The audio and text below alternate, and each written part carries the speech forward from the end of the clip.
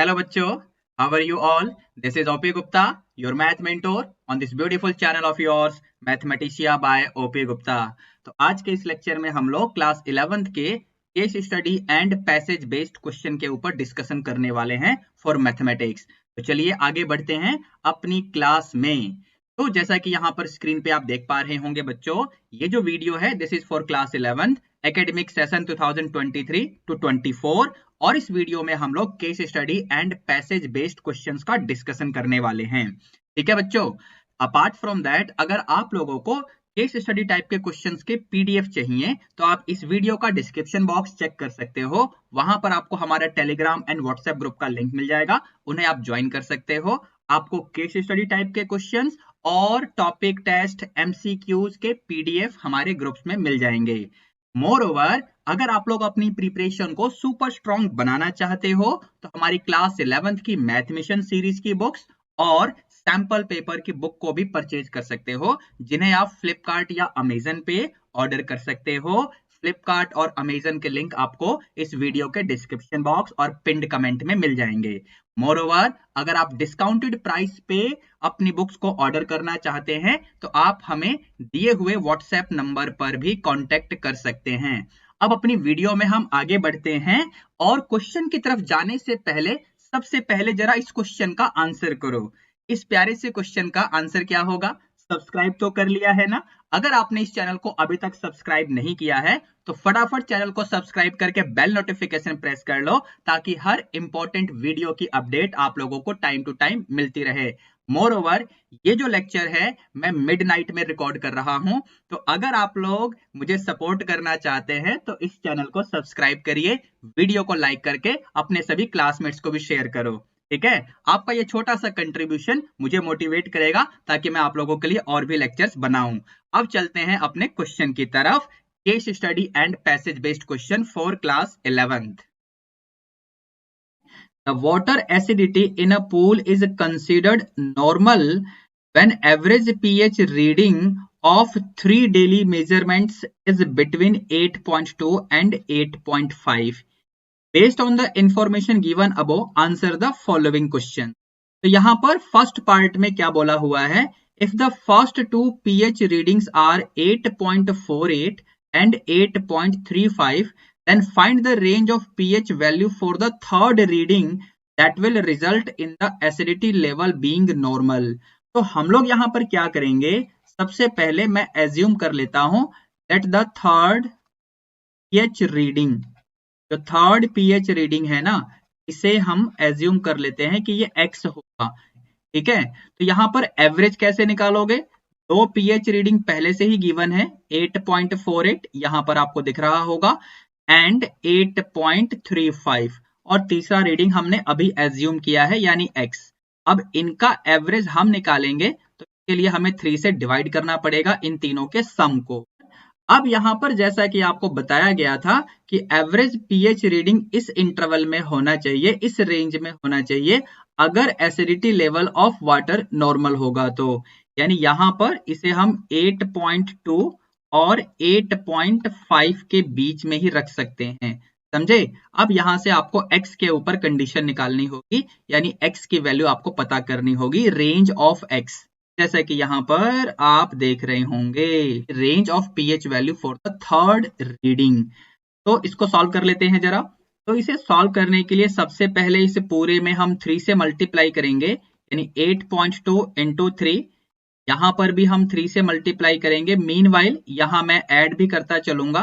सबसे पहले x को तो लिख ही लो, इन दोनों नंबर्स को ऐड करेंगे तो 8 एंड 5 क्या होगा? 13, कैरी 1, 4 3 7 यानी 8 हो जाएगा, और 8 प्लस 8 यानी 16, और इस पूरे के नीचे आपका 3 पहले से ही है, और यहाँ पर भी आपको 3 से मल्टीप्लाई करना है यानी 8.5 को। ठीक है बच्चों, तो ये वाला 3 और ये वाला 3 तो कैंसिल हो जाएगा। LHS में आप इनको जब मल्टीप्लाई करेंगे तो आपको मिलेगा 3 2 जा 6 एंड ये आपका हो जाएगा 20.6। ठीक है, अच्छा यहाँ पर आपको मिलेगा x प्लस 16.83, और यहाँ पर इसको मल्टीप्लाई कर लेते हैं, 3 5 जा 15, कैरी 1, और ये 24 एंड 1 यानी 25.5 ऐसा मिलेगा।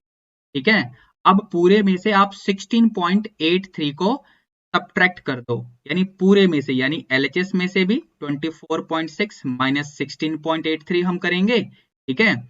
और यहाँ पर x प्लस 16.83, इसमें से भी आप 6.83 को माइनस कर देंगे। इसी तरीके से RHS में 25.5 में से भी 16.83 को माइनस कर देंगे हम लोग। अब इसके बाद यहाँ पर सिंप्लीफाई करेंगे, तो LHS में जो एक्सट्रीम LHS आपको दिख रहा है, यानी 24.6, जिसमें से 16.83 को मुझे माइनस करना पड़ेगा, ये आपका हो जाएगा 10 माइनस 3 यानी 7, ये आपका बनेगा 15 माइनस 8 यानी 7, और यहाँ डेसिमल, और ये 13 माइनस 6 यानी 7, यानी ये आपको मिलेगा 7.77, और ये बीच में तो आपका सिर्फ x बचेगा, ये 16.83 पॉजिटिव है और ये नेगेटिव, कैंसल होकर सिर्फ यहाँ पर x को छोड़ के चले जाएंगे। अब इसके बाद जरा RHS में देखते हैं, विच इज 25.5, और इसमें से हमें 16.83 को माइनस करना है। यहाँ पर सब्ट्रैक्ट करोगे तो ये 10 माइनस 3 यानी 7, और फिर यहाँ पर 14 माइनस 8 यानी 6, तरीके से ये RHS वाला भी आ जाएगा 8.67। यहाँ पर फाइनली आपको आंसर क्या लिखना है बच्चों? आंसर ये लिखना होगा, आपको रेंज बताना है ना, रेंज ऑफ x क्या हो जाएगा? Range of x will be 7.77 से लेकर 8.67 के बीच में, इस तरीके से। तो फर्स्ट पार्ट का हमने सॉल्यूशन कर लिया। जरा यहाँ पर सेकंड पार्ट को पढ़ते हैं, इसमें क्या इंफॉर्मेशन है। Assume that the average pH reading of 3 daily measurements is between 7.2 and 7.8 for a normal acidity level of water in the pool. The 3 pH readings are given by x 7.48 and 7.85 such that x belongs to this interval. आपको ये interval ही find करना है। Basically ये जो B part है ना, ये ए part वाले क्वेश्चन की तरह ही सॉल्व होने वाला है। तो मैं यहाँ पर सॉल्यूशन इसका जब स्टार्ट करूंगा तो कुछ स्टेप्स में डिस्कस नहीं करूंगा, डायरेक्टली ही कर दूंगा, ठीक है ना। चलिए, तो यहाँ पर बेसिकली अब हमें जो एवरेज रीडिंग चाहिए वो 7.2 से लेकर 7.8 के बीच में चाहिए, और एवरेज हमें किसका लेना पड़ेगा? x प्लस 7.48 प्लस 7.85, इन तीनों का एवरेज लेना है, मतलब 3 से डिवाइड करेंगे, और ये पूरा 7.2 एंड 7.8 के बीच में होना चाहिए, ठीक है। अब इस पूरे में, यानी LHS, मिडिल टर्म और RHS, पूरे में हम 3 से मल्टीप्लाई करेंगे, तो ये आपका हो जाएगा 21.6। यहाँ पर न्यूमरेटर वाली चीजें बचेंगी, नीचे वाला 3 तो कट ही जाएगा, ऊपर आपका x है प्लस 7.48 प्लस 7.85, इन दोनों नंबर्स को हम ऐड करेंगे, so we are actually getting 15.33। Let me write it, 15.33, ठीक है। और RHS में भी 3 से मल्टीप्लाई होगा, तो ये आपका हो जाएगा 3 8 24 डेसिमल और 2 कैरी, यानी ये 23.4 आपको मिलने वाला है। एक बार चेक करिए, 7.8 को आपने 3 से मल्टीप्लाई किया है, 23.4 आपको मिलेगा, ठीक है। अब इस पूरे में आपको क्या करना पड़ेगा, मतलब LHS में, मिडिल में और ये RHS वाले टर्म में आपको 15.33 को माइनस करना पड़ेगा।